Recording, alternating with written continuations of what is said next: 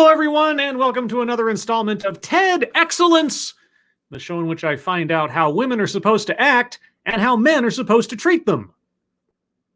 And I come to you live from my Corona bunker on the moon with Dog Cat Fox, a Pepperjack, and all of you. Hello, everyone. Welcome back to the wonderful world of Thursday. Terrific Thursday.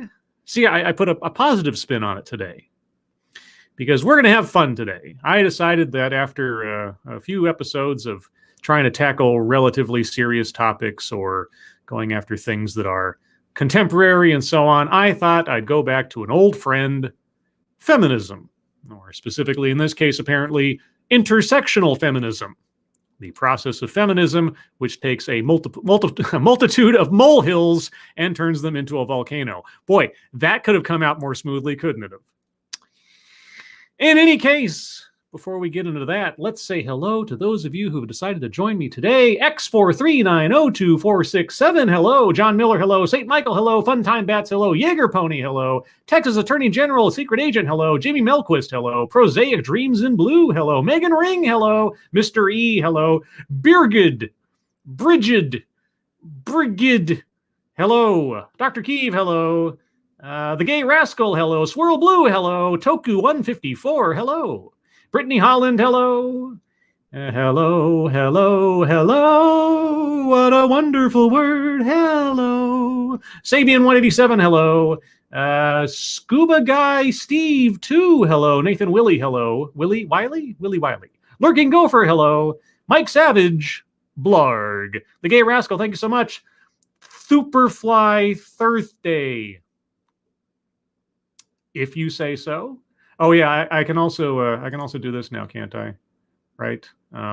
Yes, I can do that. That is what the Gay Rascal just sent me. I have to keep reminding myself I can put this stuff up on the screen now because I'm a professional. Spittlebuggies, hello. Ossan, hello. Cultist4, hello. Matt Barnes, hello. Check Your Logic, hello. Fernanda, hello. TA, hello. Debatefly, hello. The Useless Rebel, hello. Lexi Mads. Well, now we can begin. And hey, we're listening here. Hello. Robert Pincus, hello. All right, everyone. Let's get right into the feminism. Today's bingo card is bingo card A. A as in absent-minded. You can find the link to the bingo cards in the description. Get your bingo card ready. We'll see if we can fill it out today. Do you think we'll fill it out completely? I don't know. In 10 minutes? How many can we hit in 10 minutes? Either way, a couple of seconds for a sound test. You guys tell me if you can hear this, and then we will begin. Okay. Okay. Everybody hear the okay. Let me know if you did.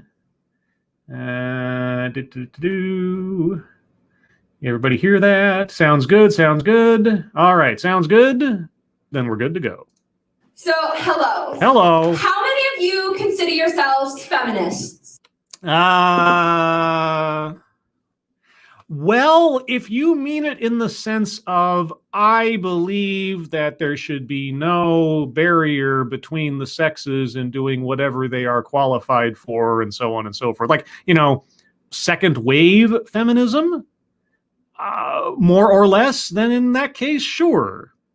I would be a second wave feminist, although I think you might be better off just calling yourself an egalitarian because then you don't have to worry about the whole gender thing. It's just everybody, but I digress. All right, now how many of you consider yourselves intersectional feminists? Definitely not.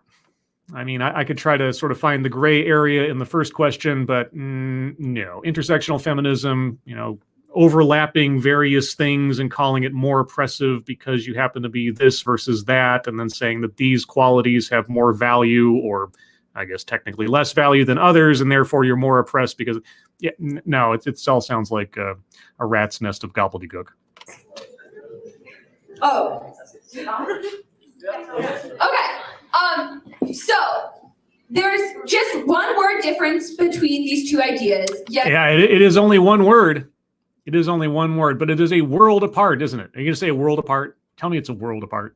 Between these two ideas, yet a world of meaning. Oh, I was so close. Oh, I was so close. Oh, God dang it. I haven't watched this. I really thought for a second there that I was going to win, but oh. So feminism essentially states that men and women should be equal. No, that's egalitarianism. I mean, unless you're talking about second wave feminism. Again, it depends on what you're talking about. There are so many feminisms, you need to be more specific. It's interesting that you talk specifically about intersectional feminism, which is one brand of feminism, but yet you're not going to distinguish between all the others when you just say feminism, but whatever. And that's great. But unfortunately, however unintentionally, there's also kind of this idea of inequality between women in it, because there's pre-existing social structures of oppression which exist in our society, creating inequality along the lines of race, ethnicity, ability, and sexuality, and class. Okay, well, I'm going to go to the bingo card real quick because we've already hit a few. So first off, just reflexively, I'm going to circle free space.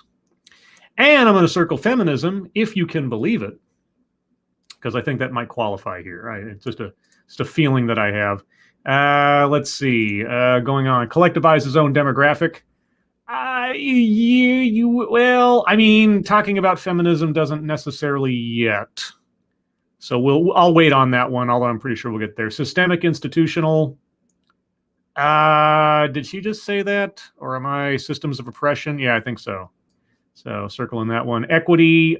She hasn't said the word yet. Childhood or family anecdote. Not yet. Diversity and inclusion. Not yet. Plays victim. You could assume, but I'm going to wait. Microaggressions, unconscious bias. Not yet. Privilege. I don't think so. Contradicts own point or argument. She hasn't made it yet. Patriarchy. It's implied, but I'll wait and see if she says it. Weightless example. Hasn't given any yet. Wage gap. Not yet. I wouldn't be surprised if we get there. Marginalized marginalization. No, not yet. A list. Not yet. I'm sure we'll get there. White supremacy. No. Word salad. We'll probably get there. Self-vilification or wretchedness. Not yet. Make something about race, sex, etc. for no reason. I could almost reflexively circle that one just on the whole intersectional thing alone, but I will wait. Maybe she'll find a way to tie it all together. Attempt to coin new buzzword, buzz phrase. There's nothing new here yet. Mind reading assumes motives. Probably, but we'll wait. Benevolent condescension.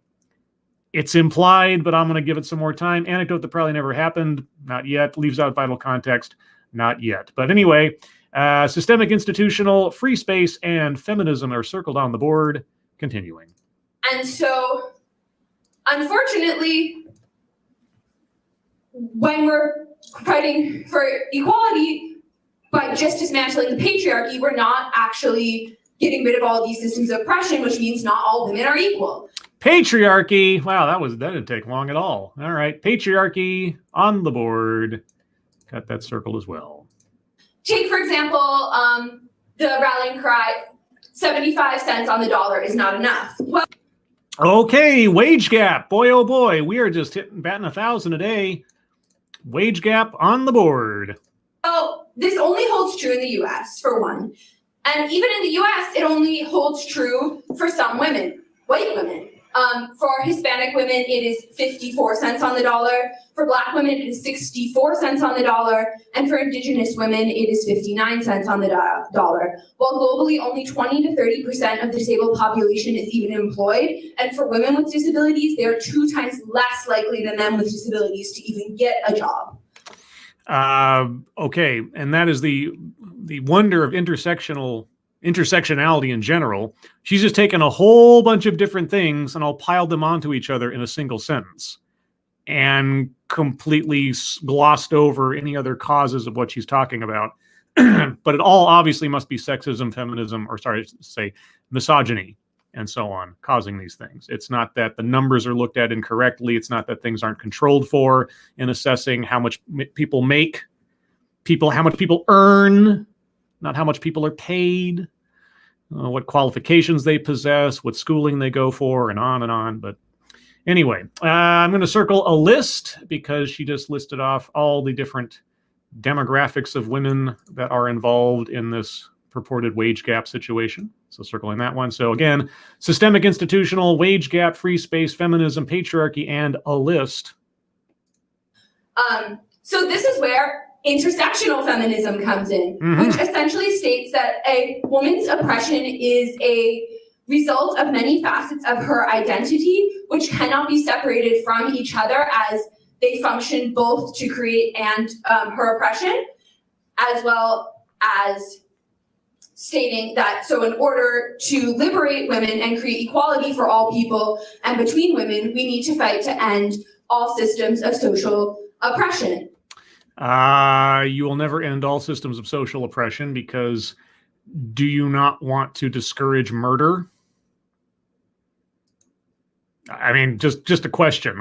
Anyway, thank you, Mikhail, the driving ape man. Why does she sound as though she doesn't believe her own words? I don't know. It's difficult for me to say anything about someone who gets up on a stage and does public speaking and may not be used to it or otherwise. I can't criticize someone for that necessarily, because, well, I know I'd probably suck at it if I had to do it too. So I give a lot of leeway to speakers on a stage, because just doing that alone takes a certain level of courage, or whatever you're talking about.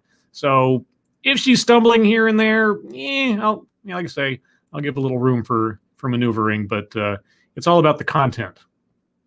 And she just walked halfway into word salad for me a second ago. And thank you, Drew W. What's the wage gap for Asians? Well, the Asians don't count. No, the Asians don't count in this calculus.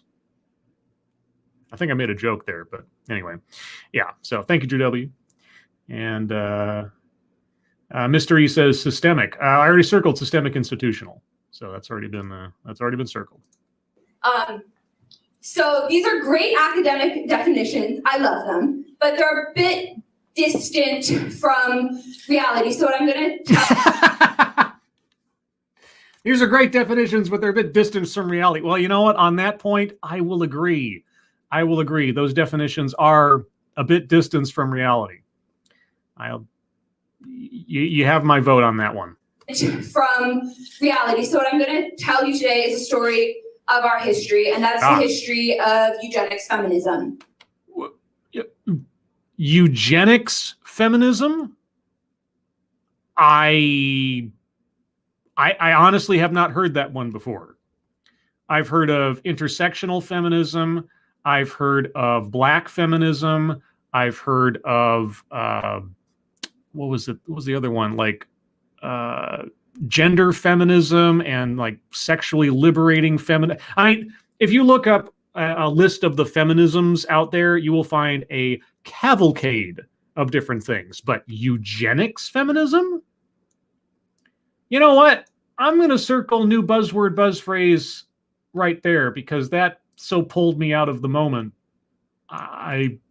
It's new to me, and I've been paying attention to this stuff off and on for years now. So tell me about eugenics feminism. So one day I was sitting across from this kid in debate class, and he turned to me and said, you know, your life probably would have been a lot better for you if you were never born, because you're disabled. And what he said in this one sentence essentially summed up the main idea of eugenics, which is this 19th century social movement and debunked pseudo-scientific idea that certain people are inherently more worthy because of real or perceived biological differences. And as a result, we should socially select for the genes that we consider most desirable. Yeah, that's eugenics. The fact that you're going to find a way to twist and tie that into feminism, that's...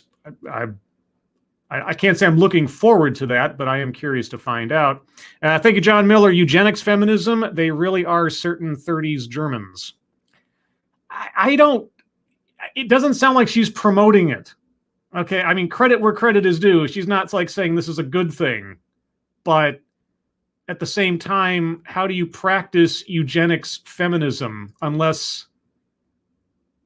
Okay, you know what? I don't know where she's going with this, so let's see. So some of you might start to think, well, doesn't this mean we can get rid of genes that code for deafness or blindness or being born paralyzed? One, this kind of stems from and ableist thinking that people with disabilities lead these horrible, awful lives, that we get rid of our disability in a second, that we cannot meaningfully contribute to society. Newsflash, not true. I mean, maybe I live in a rarefied state of being or something, but that's not a newsflash to me. So, okay, how does one practice eugenics feminism? I mean, I'm extending the benefit of the doubt that you're not promoting eugenics, but I'm not quite sure how you tie those two words together and not say that that is some kind of valid movement if you're putting feminism alongside. Okay, thank you again, Drew W. Sanger pushed eugenics and was a feminist.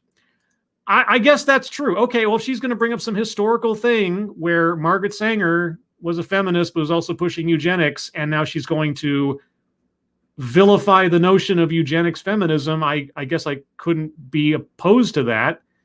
But at the same time, who practices eugenics feminism today of any note at all? And two, who gets to decide whose life is worthy? And the answer in around the turn of the century, when this was a really popular movement, was scientists, predominantly white male scientists who had able-bodied scientists who perfected this pseudoscience, which said that immigrants of color, Black people, and indigenous populations, and the poor were those with unworthy genes. Yes, it was a very terrible philosophy. Okay, thank you. Hey, we're listening here. Pretty sure some disabled people do live horrible lives. Disabled people live as varied quality of lives as non-disabled people. It all depends on the circumstances, so on and so forth. It's not one or the other. But I don't know where is this a history lesson? Because, like I say, I'd never heard of eugenics feminism before, and maybe that's a thing that existed at some time. And if it did, I'm glad it doesn't anymore. But where is she going with this? Looking back at the card real quick, collectivize his own demographic. It's difficult to talk about feminism in general and not inherently collectivizing your own demographic. I'm not quite sure I'm going to hold that against her, but then the card doesn't really make a value judgment on that. Okay, I will circle collectivize his own demographic. If not for the women part, then for the disabled people part, as she did previously. Equity, she hasn't said yet. Childhood or family anecdote. She talked about somebody she talked to at school, but she didn't talk about her family or childhood yet. Diversity and inclusion, no. Plays victim, no. Well, it's arguable. Microaggressions, unconscious bias, privilege. Weightless example. She hasn't given us any yet. Marginalized. She did say marginalized at one point, so circling marginalized. White supremacy, not directly yet, although she's gotten close. Word salad, self-vilification. I'm thinking I'm going to circle that word salad, but I'm going to wait. Probably be an aggregate kind of thing. Dr. Keeve, childhood to family anecdote. She hasn't spoken of her family yet, has she? Or her childhood? She talked about some guy in a class of hers, but that doesn't really count. So anyway, moving on. And so had to go. And unfortunately, a lot of early feminists adopted this thinking in order to position themselves as citizens, essentially saying, give us reproductive rights and freedom, and we will be responsible citizens with them. We will contribute to the moral betterment of this world. And it was feminists like Mary Strokes, the founder of MIS International in the UK, that is now an international organization, hence its name, and Margaret Sanger, who founded the organization which would become Planned Parenthood. Okay, well, if she's arguing against eugenics in feminist thinking, then I'm right there with her. I mean, not necessarily on the feminist side, but certainly taking eugenics out of things is always wise. So is this just a history lesson on the origins of feminism or the evils of eugenics? Because I think she might be pushing at an open door on those. And I want to specify my talk is not to dismantle or destroy any of the work these organizations have done. But they're wonderful organizations that have taken steps to distance themselves from these women and their original founding legacy. But however, oh, okay. However, same difference. Eugenics feminism has played a part in our world and has, even to this day, shapes the struggle for reproductive freedom, especially for women of color and disabled women. Whoa, whoa, whoa, whoa, whoa. Okay, you're gonna have to you're gonna have to draw a clearer picture of that one. Eugenics feminism affects women of color today. Okay. Do tell. Take, for example, a 2015 court case from Kenya in which 5 women sued the Kenyan government and MIS International, claiming that because they had AIDS, they had been forcibly sterilized. Given that part of the world, I could believe that that happened. In government hospitals, which MIS had recommended to them with some knowledge of what happens there. And it isn't just these 5 women. A Kenyan activist wrote a report called Robbed of Choice, in which she concluded that this is a systemic issue across public health facilities. And many women went out to protest this, wearing shirts that said, "End the forced sterilization of women with AIDS," and "My body, my womb, my rights." Well, I can't argue with the notion. Forced sterilization is, in my mind, just about one of the more evil things you can do to someone. So, and I remember in a class one time, long time ago, I forget it was the teacher or someone else, and someone asked, like, is there ever a scenario where forced sterilization makes sense? And I don't recall ever coming up with a reasonable answer. Like forced sterilization. I'd have to stretch my imagination to something like, if you knew for a fact that every pregnancy was going to result in of course, how could you know for a fact necessarily, but in some kind of like, immediately ill child or something, or I don't know. I don't even know. But okay, well, if she's arguing against forced sterilization, regardless of whatever philosophy supports it, I'm on her side. And you think in 2015, that shouldn't have had to been said. Yet it did, because a multitude of different systems of oppression had acted upon these women to take away from them their choice over their own body and reproductive rights. Well, was one of those systems the Kenyan government? And was the Kenyan government driven by eugenics feminism? Because I have many, many, many more questions that, if you don't answer them relatively quickly, I'll be circling leaves out vital context. To start with, they had contracted HIV and then become disabled because once a chronic illness is considered part of the disability community. Yes. Was that the result of a system of oppression, or just not practicing safe sex and or a lack of education on such? I mean, I guess, withholding education on that could be construed to be part of a governmental system of oppression, of knowledge. Okay, I'm being very generous here. And so someone had decided that these women no longer could have control over their body or make their own responsible choices about their reproductive rights. No. Someone who decided? I mean, this didn't happen in a vacuum. If these women were forcibly sterilized, someone made that decision, or a policy was in existence somewhere to make that happen. You can't leave that hanging. If you're going to draw this back to a feminist ideology, eugenics or otherwise, you need to tell us who made that call. And so they took them away. This stems from the idea that people with disabilities cannot be in control of our own bodies. At its very least harmful, it's people who physically move me when I use a cane or people in wheelchairs. It's doctors not listening to people with disabilities. And at its most harmful, it is women getting forcibly sterilized. You're leaving out a whole bunch of information here.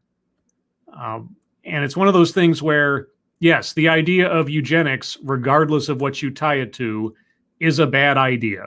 Forced sterilization is a bad idea. You are correct. I do not argue these things. I would not argue these things, save for the most ridiculous explanation. But just because those two things are bad does not draw those two things together in this instance, especially the feminism part. So where are you going with this? And what does intersectional feminism... How would intersectional feminism have prevented those women from being forcibly sterilized? I guess that's my question, because if you're bringing up that example as a result of the problem, how would intersectional feminism have been the solution? The second thing is that these women were poor and they had no other choice but to go to these hospitals, even if they had an idea of what might happen. And lastly, as someone with a uterus, you have a lot more power over what the future demographics of this world are going to look like, simply because you have the power to create another living being. What the demographics are going to look like? I'm sorry, were you against or for eugenics? Because now you have me very confused. And so this can be scary to people who are used to having control over the world and its population. And while they aren't the ones carrying out these unconsensual sterilizations, they are the ones who have every reason not to put stories like these on the front pages of newspapers and to sweep them under the rug. I'm circling word salad. I'm also circling leaves out vital context. And I'm circling contradicts own point or argument. Because you don't get to rail against eugenics, which makes complete sense, and then start arguing for women's power to control what demographics look like in the world. No. I just no. So, yeah. And this is why we need intersectional feminism. Okay, now, this is what I've been waiting for. How would intersectional feminism have done away with all of these evils? This had better be good. Because stories like these are not the ones being told across the media. We don't know that 75 cents on the dollar is still a dream for many women, and that disabled women struggle to get jobs today. And so, why don't we hear about these stories? Why aren't we out in the streets with our pink pussy hats telling people that these things are happening, that forced sterilization is still a thing? Because feminists are hypocrites? I mean, she might be coming up to a decent point here. I don't know. Thank you, Redneck Ram. Well, maybe the AIDS YouTube made me. Oh, really? Riddled women shouldn't be having sex in the first place, so being sterilized shouldn't even need to happen. Okay, well, I'm not going to go that far, because in different parts of the world, sex education, AIDS education is lacking distinctly. Access to condoms and other things are not necessarily as prevalent in places. So there are places in the world where it's not necessarily someone's fault if they get infected because they don't have the knowledge or the medical care or anything else to, inform them elsewise.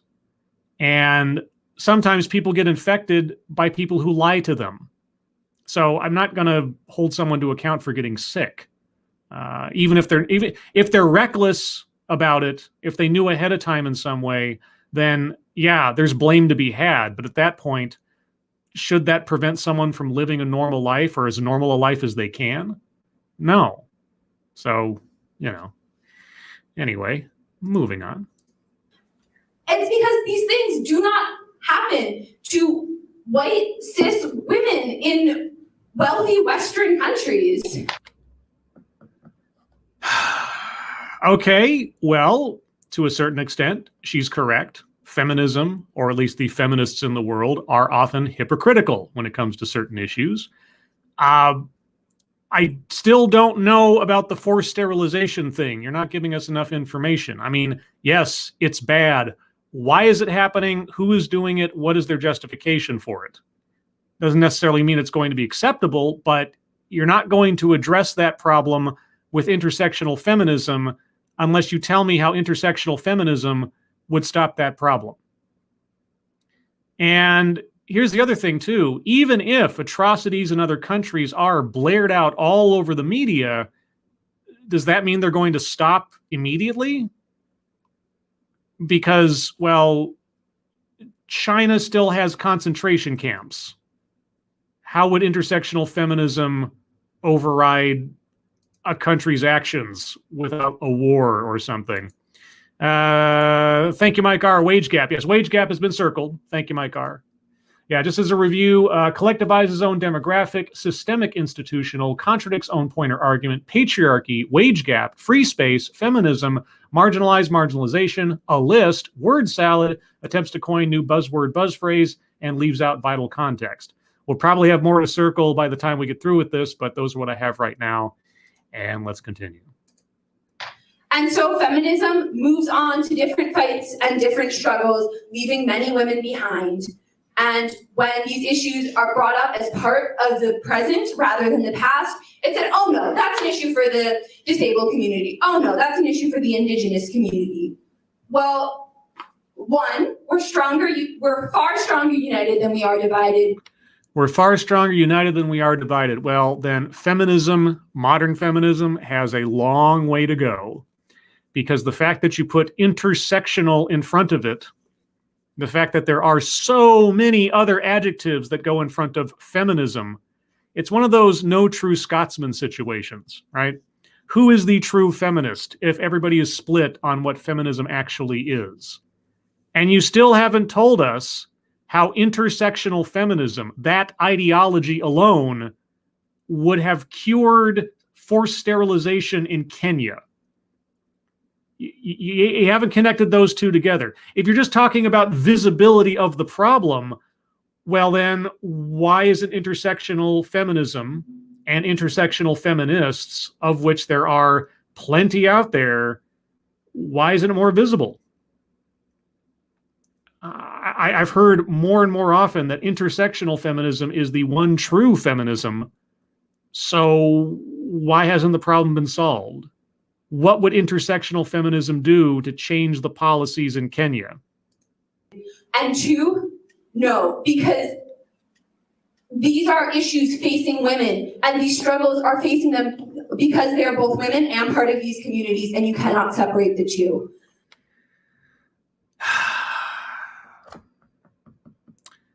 Okay, and intersectional feminism would do what? Let's say for a second, just for the sake of argument, that all of the myriad oppressions that individual women in particular parts of the world or particular classes, particular colors, you pile all these different attributes all together and you say, yes, because of this list of attributes this person possesses and the part of the world that they live in and the circumstances that they are under, that they are more oppressed than someone in a different part of the world under different circumstances. Okay. I believe you when you say such things exist. Such situations are real. Yes. What does intersectional feminism do to solve any of that? And so we need intersectional feminism so that we can address this. We can look at the multitudes of different ways in which systems of oppression affect women, and we can truly end them all to help all women reach equality. And so, Well. Okay. I could do a study. Let's just take an example of poor women in Japan. I'm just going to, pick random attributes here. Okay. I could look at the culture of Japan and how they traditionally treat women, let's say, or value women, and then look at poverty in Japan, and I don't know what else you could put in there. Medical accessibility. I could figure out all the elements that make for the worst possible situation in Japan. I could understand all of them. I could understand poverty. I could understand gender roles. I could understand Japanese culture, and on and on.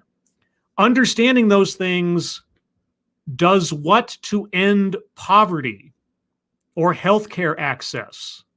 What does intersectional feminism, even the most brilliant, well-read, knowledgeable intersectional feminist on any particular part of the world or demographic therein, how does any of that solve the problem? How would intersectional feminism stop forced sterilization in Kenya? That is the question that needs an answer, if your presentation is to mean anything at all. Thank you, Jeanette. If intersectional feminism exists, then why do we have white feminism and black feminism? Question I would ask the speaker.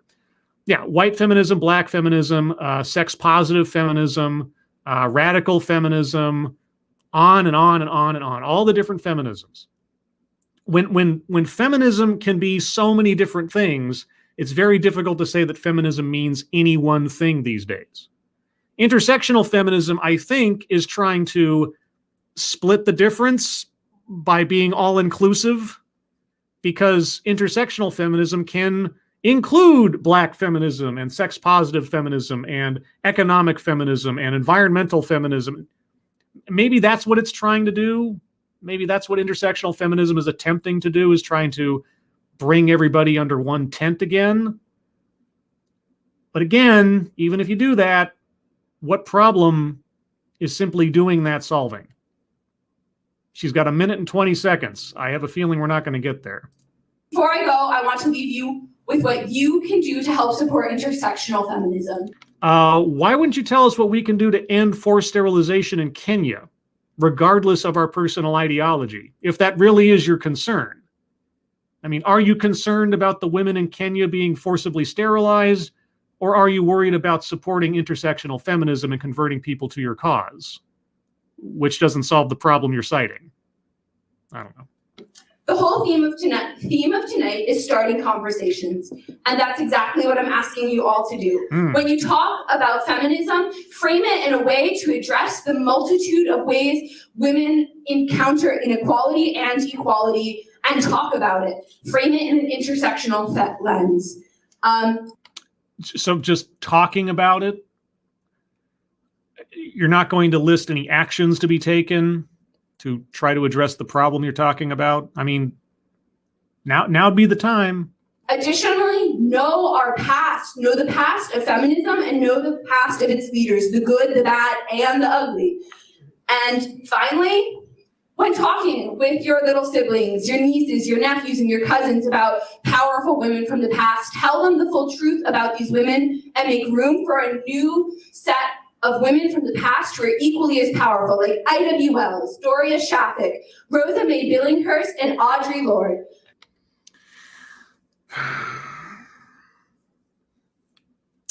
Okay. In conclusion, our world is moving forward. Is it though? Is it? Because just as an example, when I hear modern teachers extolling the virtues of segregation in their own classrooms, I often don't feel like we're moving forward. We are discovering more about our history every day, and the same should apply to our feminism. We need to know its past so that we can define its future, so that it truly fights for equity for all women, and we do this by framing it in an intersectional lens. Thank you and good night. She said equity. Oh my gosh. Circling equity. Okay, well, I guess that went about as well as I could have expected, all things considered. Still disappointing, as always, because I do, like I've said before, even if I'm listening to an argument that I don't inherently agree with, I still want a good presentation. I still want something to at least attempt to sell me on the idea. And this one didn't. Okay, this is where we're at right now. We are really close to a bingo in several different spots, but let's go over the card one more time. Childhood or family anecdote. If I missed it, I missed it, but she never brought up a childhood or family anecdote. She brought up talking to a fellow student in a class at one point, but I think she was talking about college or something. That doesn't quite cut the mustard for me, so I'm going to leave that uncircled for a moment. Diversity and inclusion. Did she say either of those? I'm going to be really sticky on this because I don't want to go into too many abstractions here because there are a lot we could go into. So I'll leave that blank for a second. Plays victim. I didn't feel like she was playing the victim. I mean, you could say, oh, because she's a woman and she has a disability, that therefore, well, I guess if she's including herself in intersectional feminism, then she's inherently oppressed. Therefore, yeah, okay. I talked myself into it. So circling plays victim. Unconscious bias or microaggressions. No, she didn't get that specific. She talked about some general, sexism and things like that, but she didn't get down to the nitty gritty, so to speak. So privilege. I don't know if she ever said the word. It was heavily implied in several places.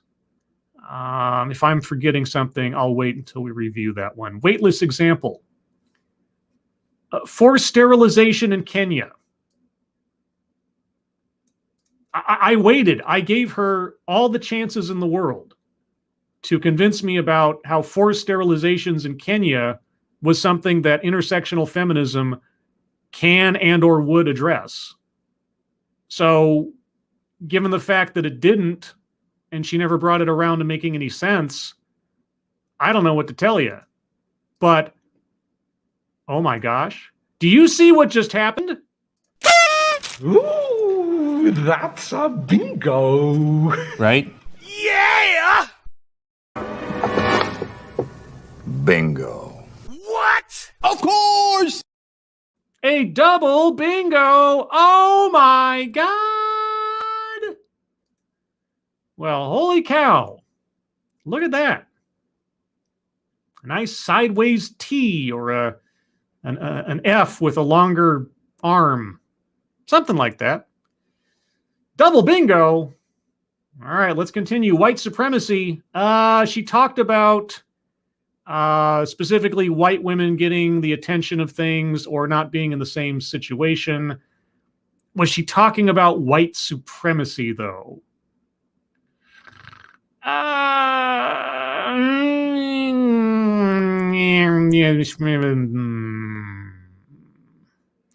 At this point, I'm going to be very choosy on what I circle squares for because we're so close to a couple other bingos that I don't want to make it too easy. So I'll wait for some argumentation on that one. Self-vilification or wretchedness? No, at no point did she ever diminish herself. So make something about race, sex, etc. for no reason. For no reason.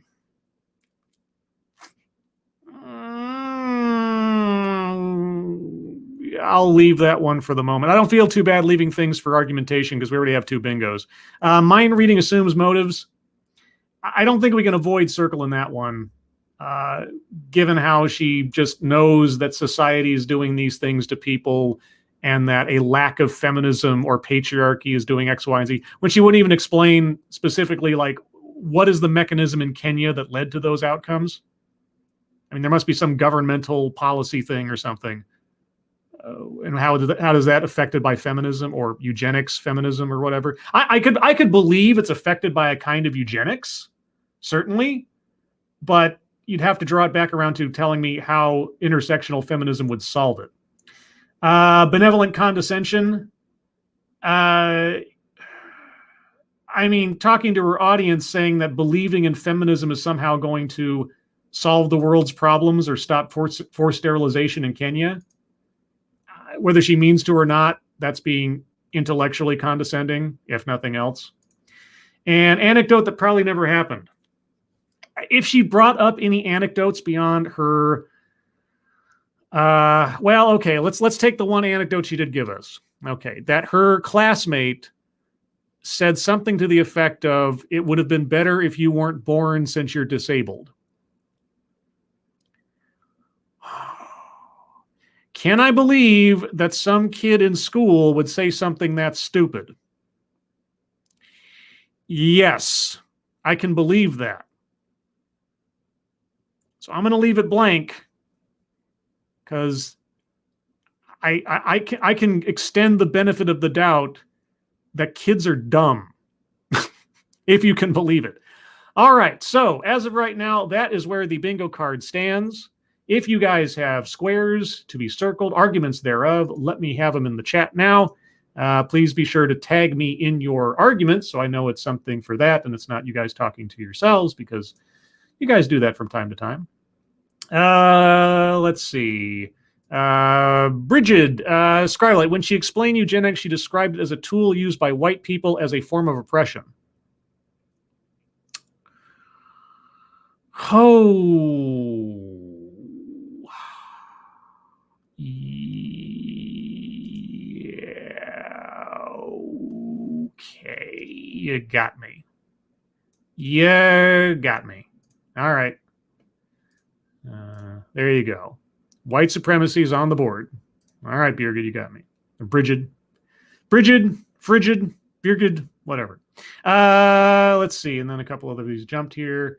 Fun time bats, Scarblight, race, sex, etc. She mentioned eugenics scientists being mostly white men.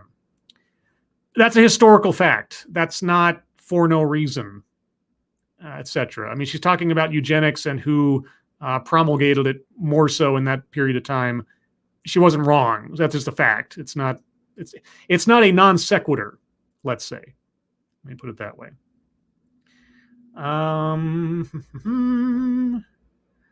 Let's see. I don't see anything else at the present.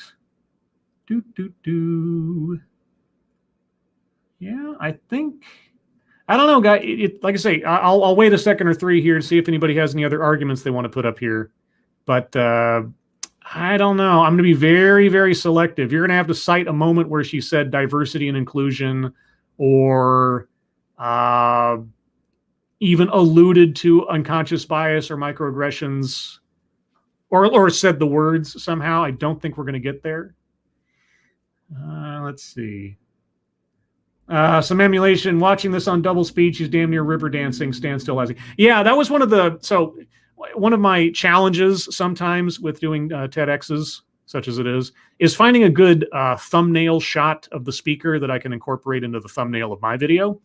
And when you have a fixed camera from a distance, like in this one, and there's no alternate shots or close-ups, I kind of have to catch as catch can with what's available. And yeah, in trying to find a still frame of our speaker that was at least, reasonable looking and not either blurry or having her gesticulating in some strange way, I didn't have many options. She moved a lot. She did not stand still. I don't fault her for that. Might keep her going over the course of the presentation. Let's see. And I'm waiting for the StreamYard chat to catch up with the YouTube chat. John Miller, Scriblight, with her argument for intersectionality, doesn't that fall under diversity and inclusion, even if in practice it divides and excludes?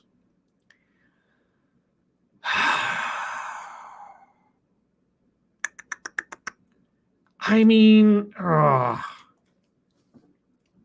you're not wrong, but I've made it kind of a rule that when it comes down to the last square for a bingo, it has to be something really, really on point.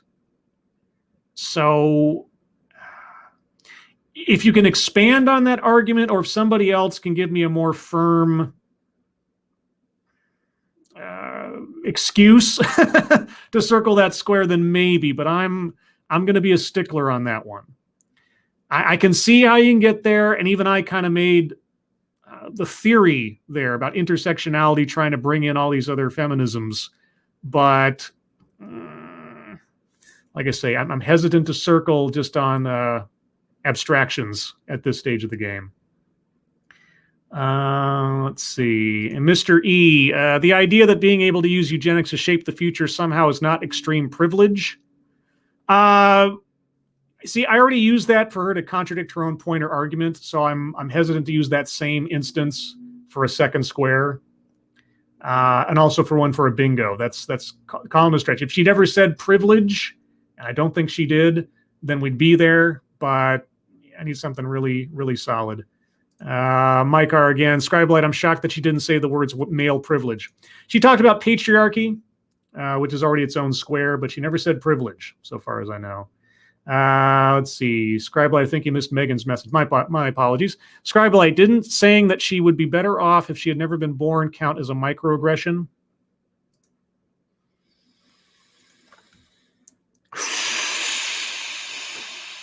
Oh, I mean, you're not wrong. Oh, okay. I got to pick one. Because there's good arguments for both, but I'm right on the edge because of my rule. You know, it has to be sort of specifically stated, but I can't argue with that one. The diversity and inclusion one is specific enough that one's a little rougher to go for, but okay, Megan, you know what? I concede. What can I tell you? Ooh, that's a bingo. Right? Yeah! Triple bingo. Hasn't happened in a while. There you go. We got a lot of squares circled on this one. Argumentation aside, I mean, dang, and I don't think we've had a card filled up this much in quite a while. So credit where credit is due to our speaker. She hit a lot of notes, mostly directly. I mean, let's be honest here. The card was very well filled out even before we got to the end of the show or the end of the presentation. So yeah, for a little old feminism TEDx, it covered the bases, almost literally. Brigid, Birgid. Oh, one of these days, I'm going to remember consecutively how to say your name. But is this good candidate for a WTF award? No. The biggest disconnect was her example and her offered solution. Aside from that, aside from not connecting those two, I understood what she was saying. And let me explain that. And because I've explained this many times on this channel. I watch these things. I listen to and examine arguments made to me on subjects that either I instinctively find myself opposed to or skeptical of and so on, because I don't want to dismiss them out of hand without at least hearing the argument. So that if nothing else, whether I'm convinced of it or not, I at least have a better understanding of where they're coming from or what the argument is and what it consists of. So in that regard, it might just be a consequence of my being exposed to this stuff over and over again for several years, but nothing that she said substantively, Irate Bear, surprised me or blew my mind or made me think that the world was coming apart. A lot of what she said is, for the most part, boilerplate rhetoric from feminists et al. And intersectional feminists in particular, although she wasn't the most convincing intersectional feminist I've ever listened to, but she also didn't stray that far apart from some of the tenets, let's say. It was a very sloppy presentation. Why bring up eugenics feminism and saying it's bad, which I don't think anybody would argue with? What does that have to do with intersectional feminism? I guess she was trying to say intersectional feminism is more inclusive, which if she'd actually said that, that would have been gotten us a square there, than eugenics feminism. Like feminism, she should just go for egalitarianism. She should really just split the difference and go for egalitarianism, where you don't have to worry about any of that stuff. You don't have to have different adjectives in front of feminism and trying to figure out who's doing what and why and wherefore and so on. Just go for egalitarianism and you don't have to worry about that. But anyway, like I say, it didn't cross the threshold to a WTF for me. I understood what she was arguing for, at least in the abstract. My only big disconnect was her prime example that was supposed to be cured by intersectional feminism. She never made that connection. But that's what other squares on the board are for. Anyway, everyone, relatively short one today. I thought it'd go a little longer, but we covered all the bases, and heck, on the board, we covered enough bases for triple bingo, which doesn't happen very often, but there you go. You can take some solace in knowing that our speaker achieved a triple bingo. And that'll do it for me today on this show. But if you'd like to hear more from me or Satsu 2 Cents, you can find the both of us tonight on this channel again at 6 p.m. Pacific, 9 p.m. Eastern for The Lords of the Night, where Satsu and I will talk about the news of the day, news stories you submit, what we've been up to on the internet, and then your questions and comments. Everyone, thank you so much for joining me for this one. I thought it'd be a nice little relaxing, fun diversion from the more serious subject matter we've tackled in the past, even though we got into forced sterilization, which isn't lighthearted in any way, shape, or form, but there you go. Again, thank you for joining me. Thank you so much for your participation and your argumentation. We would not be here if it were not for that. And everyone who donated, thank you so much for your generosity. I really do appreciate it. Everyone, have a good rest of your Thursday. I hope you're all safe and well. If you're not well, please get well soon, and I'll see you on the next one. Take care. Bye-bye.